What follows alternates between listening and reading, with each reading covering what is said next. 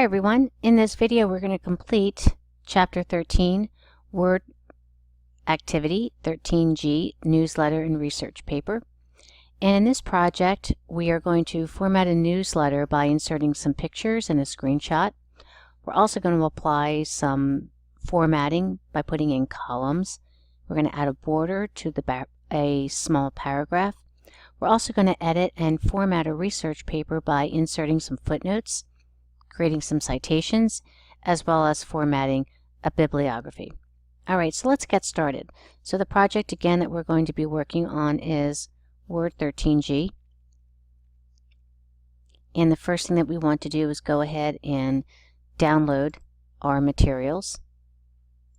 So I'm going to download these to my download folder.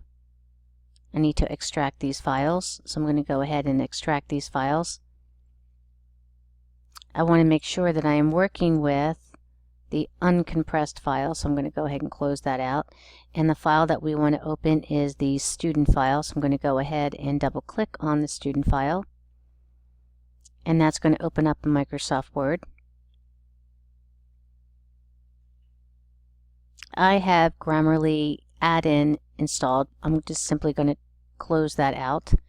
But I will go over to the File tab and do a Save As.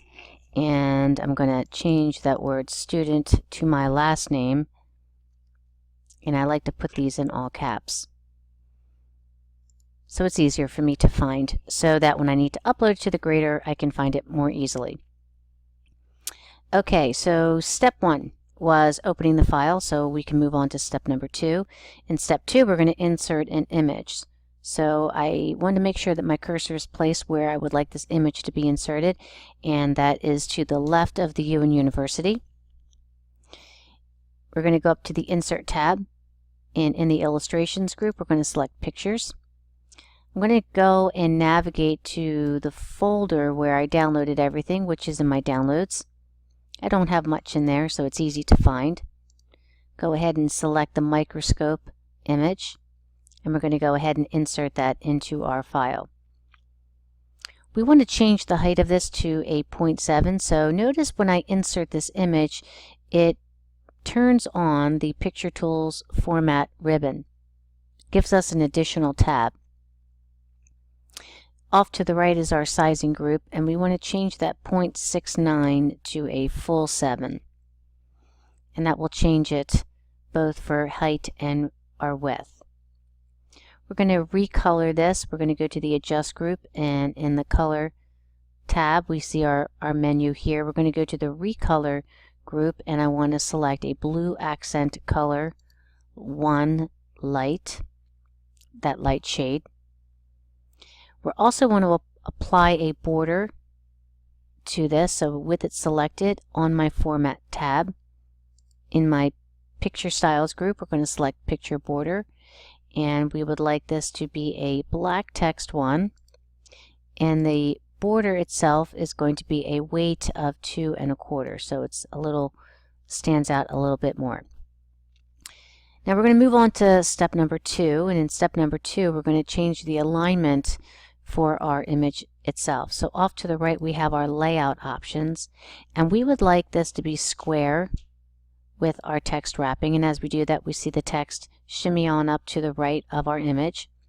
We also want it to be really precise, so we want to change our horizontal and our vertical alignment, and we do that by going to the full tab for our layout. So under our horizontal and our vertical, we want to set our horizontal alignment left, which be relative to the margin, and we would like our vertical alignment to be top relative to the margin. When we have that set, we can go ahead and say OK. That was step number 3. Moving on to step 4, we're going to select the paragraph New Research on the Electronic Health Records, and they want us to select all the way down to the end of the paragraph. And I'm going to go ahead and turn my Show Hide on because I want to make sure that I'm not getting that section break. Okay, and if you do, redraw your click and drag, alright, because you don't want to include that section break there.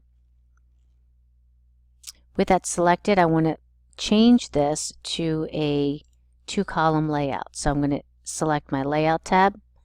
Under my page setup, I'm going to select two columns. And then I also want to justify my text. So that is going to be on the Home tab in the Paragraph group. We'll select Justify the alignment there. The next thing we would like to do is move and insert a column break. So we would like Health Information Privacy and Security to be at the top of the second column. So I'm going to place my cursor where I would like the column to break, and under Layout, in my Page Setup group, under Breaks, I'm going to select Column. We'll go ahead and save our changes that we've done so far, and we're going to move on to step number 5. In step number 5, they ask us to start our browser and navigate to the National Heart, Lung, and Blood Institute, and we are going to take a screenshot of this particular web page. So in order to do that, we're simply going to hit the Print Screen button on our keyboard, and then we're going to navigate on back to our Word document, and they would like us to place this screenshot at the bottom of that first section there, before that paragraph symbol. And in order to insert that, I can do that a number of ways. I can use my paste command, my keyboard command, Control-V, that'll paste it in there.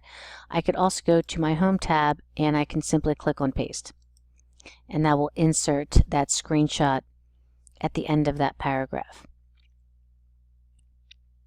I want to apply a picture border to this, so I want to make sure that in order to do that, I first need to select it. And again, notice as I select it, I get my Picture Tools contextual tab, but in order to activate and view the tools on there, I need to select the Format tab itself. Now we want to apply a black text 1 picture border. So again, I'm going to go over to the Picture Styles group, and under Picture Border, I'm going to go ahead and select a black text 1, and then I want to go back up to the picture border, and I want to change the weight of that to a full 1 point.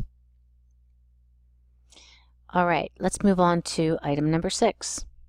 So the next thing we want to do is we're going to select one of our subheadings here, and we'll go to the one at the top, New Research on Electronic Health Records, and we're going to change the font and apply some special effects to this, as well as change the color. And we can do most of that in the font group, but we're not going to be able to change the effects unless we open up our font dialog box. So the first thing that they would ask us to do is to change the font color to a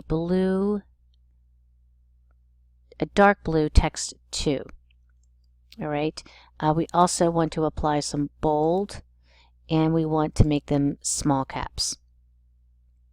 So they're the 3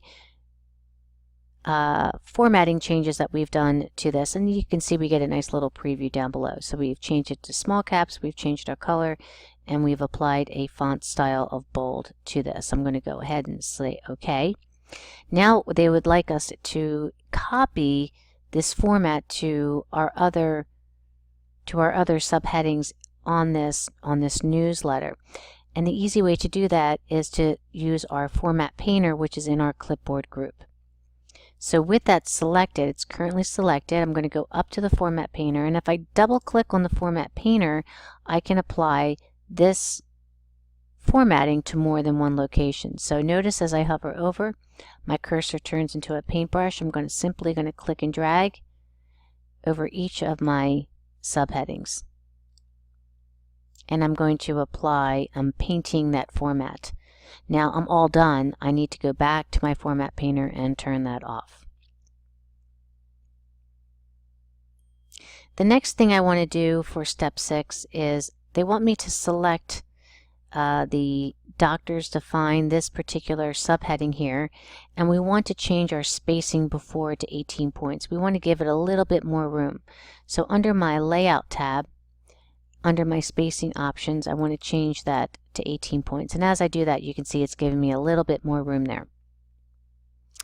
Okay, step 7. We are going to now move down to the bottom of our page here and we want to select this paragraph. I'm going to include that paragraph symbol at the end. Now we notice that the text is bold and italicized. What we want to do though is apply a border to this and then put some shading to this particular text.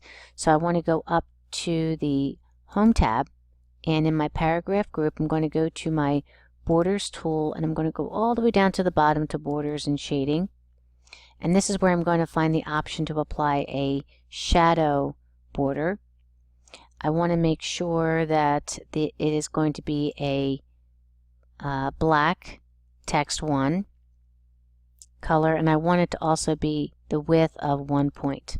So we've applied 1 point, black text 1, and shadow. We're not done yet, so we're not going to hit the OK. We want to select our Shading tab, and we want to select a dark blue text 2 lighter 80%, which is the second option in the 1, 2, 3 in the fourth column. And then we're done. I can say OK. One more thing that we would like to do is center the text that we have in this paragraph. So notice it's still selected. I'm going to go up on the Home tab in the paragraph group, and I'm simply going to click on the Center Align button. OK. Now we're going to move on to step number 8. In step number 8, we're going to be working with the research report portion of this particular document. So on page 2, below our newsletter, they want us to select this text, and then we're going to change our line spacing to 2. So I'm going to go up to my paragraph group, and under my line spacing options, I'm simply going to select 2. I want to make sure that all the text on this page that we change the line spacing after, because notice we have some extra space here and we don't need that now that we've double spaced. So I want to go up to and open either my paragraph group or my layout and just remove the spacing after and bring that back to 0. On step number 9, they're asking us to indent this first paragraph here, whereas there is often. So with my cursor to the left of the T in there, I'm going to hit the Tab key on my keyboard. And we can move on to step number 10. I'm going to scroll on down to the bottom of that page. Now we are going to insert a footnote. And footnotes are, as the name implies, they appear at the bottom of the page for where you are referencing. Endnotes would appear at the end of the document. Footnotes appear at the end of the page, similar to a footer that is at the bottom of a page. We're going to insert a footnote after where it says if they had it, and we are going to click after the period. And footnote tools are on the References tab, and they're on in the ribbon of the References tab here. We see we have a category called Footnote, and I'm simply going to say Insert a Footnote. And as I click that, notice it's going to draw number 1, and it's going to hop down to the bottom of the page. We're going to see a horizontal line being drawn, and then a number 1 also inserted. All right, so we can scroll on down. We can see here is our footnote. And so we can then type in our footnote, and the footnote is the EMR, which is the electronic medical record.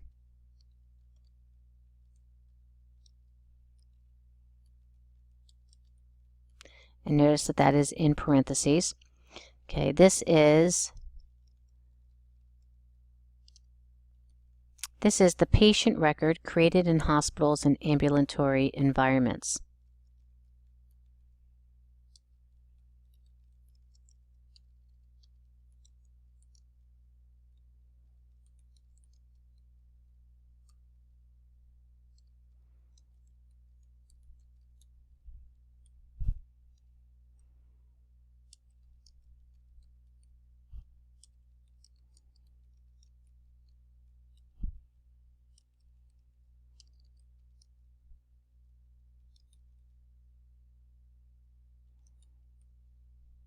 Okay, so I'm going to go ahead and fix my spelling error that I had there. Okay, make sure that you type a period at the end of the footnote. And we know that Mylab can be pretty unforgiving when it comes to spelling, so I'm just going to double check that I have everything in here correct. So the EMR,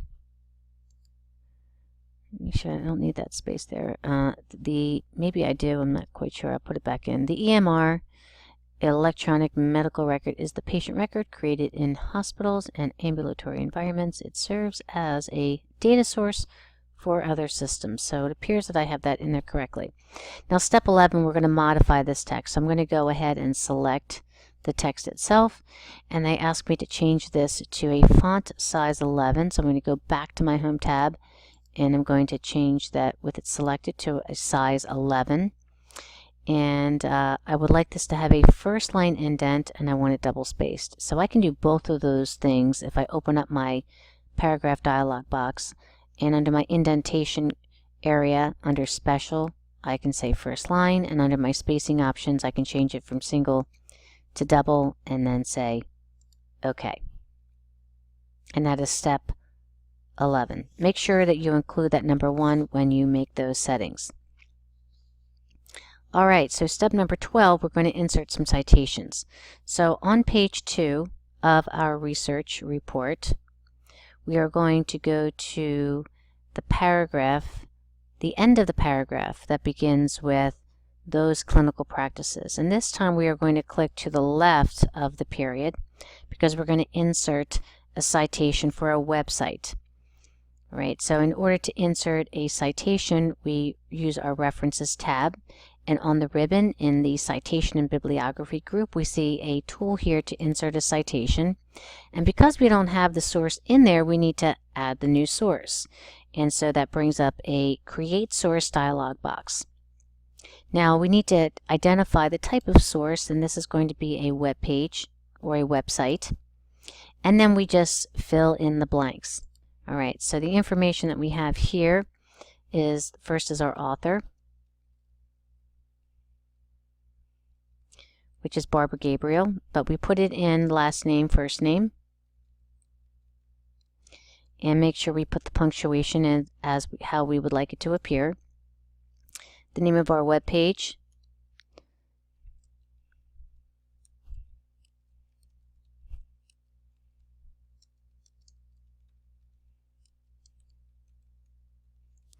And the name of our web page is Do EMRS Make You a Better Doctor? That is the name. And the year is 2008. The month is July. The date is the 15th. The year it was accessed was 2016. The month, June. The day it was accessed is the 30th.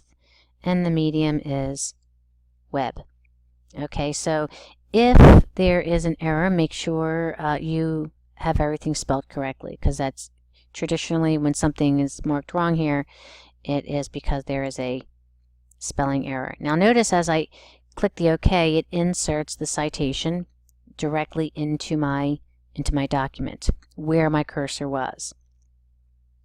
If I go up to Insert Citation, notice if I wanted to reuse that citation, I don't need to insert it again. I just simply place my cursor where I would like that citation to be, and I can use this source again. All right, so we're going to insert another citation, this time for a book. And so I'm going to scroll on down to page 3, and I want to find the paragraph that begins with further research, which is right here. And at the end of that paragraph, to the left of that period, right, I'm going to click my cursor, and again I'm going to go up to Insert Citation, and we want to add a new source. This time we want to add a book, right, and so our author here is Amy DeVore. Again, we last name first with a comma in between and a period after the first name. I like to tab, that brings me, hit the tab key, that brings me to each of the fields, and as I can enter these in. The electronic health record for the physician's office, first edition, that is the name or the title of our book.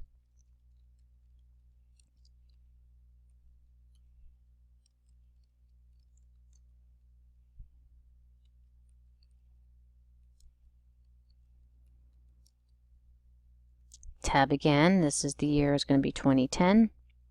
The city is Maryland Heights.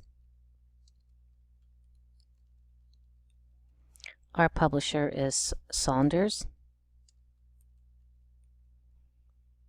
And the medium is print. Alright, so I'm going to say OK, and notice it inserts that citation. So that is step number 13. Now, in step number 14, they want us to edit the citation because they would like us to include a page number. And in order to do that, I simply am going to click on the citation itself, and notice there is a Citations options, and we want to edit the citation. And this allows us to add a page number. And the page number that we need to cite is going to be page 253. I say OK, and based off of the MLA format, it will put it in there using that particular format. All right. Next, we are going to work with the Researcher tool on our References tab. So up here on our References tab, you'll notice that we have the Researcher tool. So I'm going to go ahead and select Researcher, and this helps if I need to find some information as I am doing my research. And they would like us to look up electronic health records. So we're going to put them in a double quote because that will keep them all together, all three words together. Electronic health records. Right, and I'm going to hit the Enter key, and we can see that we have a list of different sources. And now this is showing me all of the sources, but they want me specifically to look at just journals. These are different journal articles, and as we can go through, we can see that there are several different sources that appear here. We're going to go ahead and close the Researcher pane, and we're going to navigate to the top of our first page of the research report, and in the fourth line here they want us to select electronic health records and then highlight this using a yellow highlight. So I'm going to go to the font group and make sure that's a yellow, and we're simply going to highlight that selected text. That is item number 15. Item number 16, we're going to put in our bibliography. So we're going to scroll down to the last page here, which happens to be page 3 of our report. I want to click to the left of the paragraph symbol there. And we're going to go back to the References tab, activate that, and in the Citations and Bibliography group, we're going to select Bibliography, and they ask us to insert a works cited. And regarding whether you put in bibliography or references or works cited, really depends upon what you're doing and in terms of school, what the teacher is looking for. So if they ask for references, then you would select references. If you ask if they wanted a works cited or bibliography, it's just semantics there. All right, so we're going to enter in our works cited. So I select that in there, and you can see it automatically places in the bibliography at the end of our document here. Now we want to go ahead and modify this a little bit, so I'm going to go ahead and select it, and we are asked to make this a double space. So I'm going to go to my paragraph group, and I'm going to double space that, and they want us to change the spacing before to 0. So let's go to the Layout tab, and we don't know what it's set at, but we want to make sure it's 0. So I want to make sure I see 0 there, as well as before and after. Let me just double check that. It says from the paragraph dialog box, change our spacing before to 0 as well as after to 0. So I want to make sure I see the 0. If it's blank, it's not verified that it's actually 0. I want to see the 0 points. And then we set our line spacing to double, which I already did. And then the final thing they would like us to do is to center the works cited. All right, so we want to select that only our title here and center that. Now notice I didn't need to select it, just being in that line will center that line. Everything else remains left aligned. All right, so I can click to deselect that, and I'm going to scroll to the top of my document, go ahead and save my changes, and let's take a peek at what our document looks like. It looks pretty good to me. All right, let's go ahead and save this and submit it for grading, and let's see how we do. All right, so let's go back to Mylab, and let's go ahead and upload our file to the grader. I'll go ahead and select my file. I'll open that up, make sure I choose upload, wait for my green success, and then go ahead and submit for grading. Okay, so it's telling me it's pending. I'm just going to come over here to chapter 13 and just refresh the page, and it's telling me I got a 92%. So if you go through and go ahead and look at your submission, and if for some reason you go to, it identifies step 11 as incorrect, all right, so I will override this, all right, but you have to have 92% or better, all right, yours might be accepted. I have actually been testing this out, and I did this 3 times, and each time I've done this correctly, and I know that I have done it correctly, because if I go back to, it's telling me I didn't change my size to 11, I didn't do a first line indent. My footnote text, the indentation by was not set to a 1/2 inch, and the line spacing was not set to double. So if I go back to my footnote area here, let's check out footnotes. Let me open up this footnote. Let's check this out here. Footnotes, columns, formatting, starting at numbering, apply changes. Yeah, so I'm not quite sure what's going on here, but if I, again, let me hit cancel here, and if I double check this, if I select this and I go to my home tab, I see I have a font size 11, and if I open up my paragraph group, I can see I have a first line and I have a double spaced. So if those items are marked incorrect for you, I will, after the submission period, I will go through and manually adjust those. I will add the 8 points back to your score. If you have any questions, let me know, and I will see you guys on Wednesday for our live Zoom session. Thank you.